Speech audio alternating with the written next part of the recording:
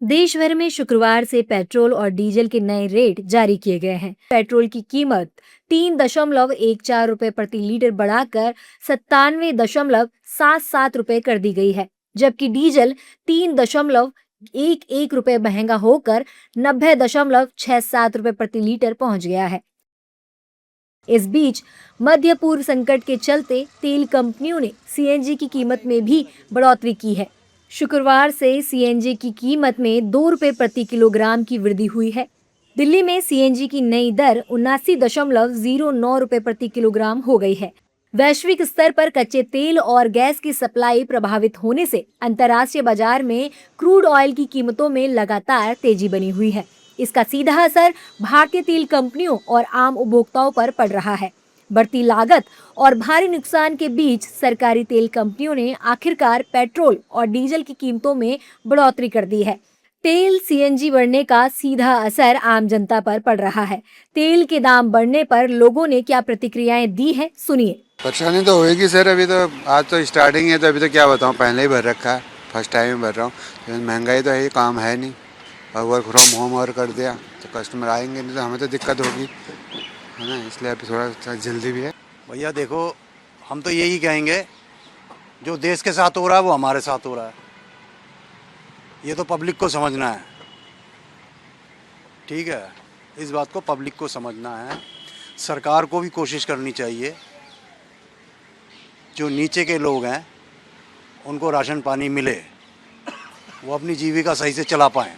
अब उसमें कहना क्या है सर, इतना सारा ग्लोबल क्राइसिस मचा हुआ है पेट्रोलियम को ही लेके, और जो हम लोगों का मेन सोर्स है मिडल ईस्ट, वहीं से सारा हम लोगों का डीजल, पेट्रोल, सीएनजी ये सब चीज़ें चलती हैं।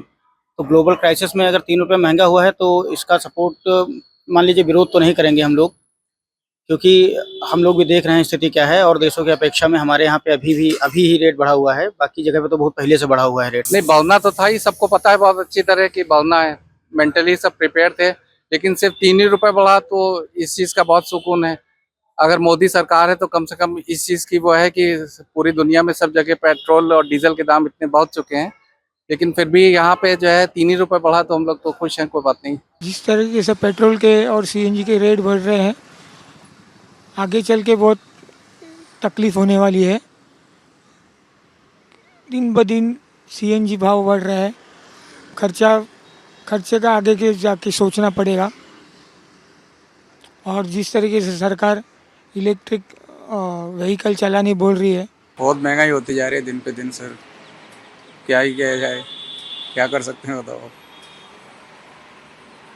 देखना चाहिए सरकार को इसके बारे में थोड़ा सा, गरीब लोगों के दिन पे दिन महंगाई होती जा रही है, कुछ सॉल्यूशन निकालें।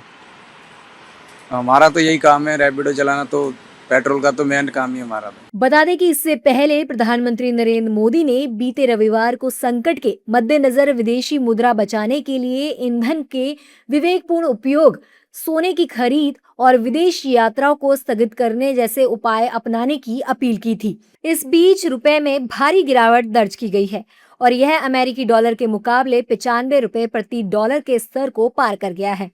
अंतर्राष्ट्रीय बाजार में जारी अस्थिरता के चलते आने वाले दिनों में ईंधन की कीमतों में और उतार चढ़ाव देखने को मिल सकता है। पेट्रोल और डीजल की कीमतों में excise duty, VAT, dealer commission और अन्य शुल्क जोड़ने के कारण उपभोक्ताओं पर अतिरिक्त बोझ पड़ता है। ऐसे में बढ़ती महंगाई के बीच ईंधन की कीमतों में इजाफा आम लोगों की जेब पर सीधा असर डालने वाला साबित होगा।